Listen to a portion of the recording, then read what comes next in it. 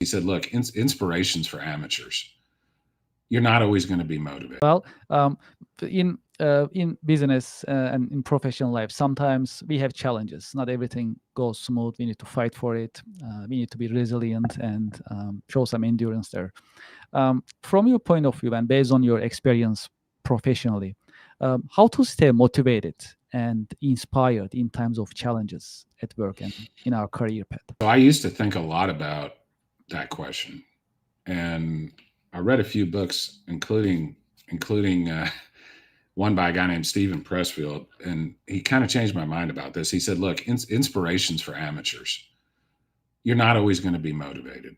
In fact, you probably won't be motivated half the time. I mean, there's going to be plenty of times where you just don't feel like doing it. You wake up, you don't want to do this, you don't want to do that, and you know what I do? I just sit down and do the work. Like I don't make excuses. I don't sit there and think about it. I just sit down and do the work. And a lot of the times I'm not motivated to do it. And I know a lot of your listeners are not motivated to do it, but there's not like some inspiration out there in the cloud. There's not some muse somewhere. Sit down and do the work and the motivation will come. Like that's what I found. Like if you try to motivate yourself and get yourself geared up before the work, sometimes that works, sometimes it doesn't.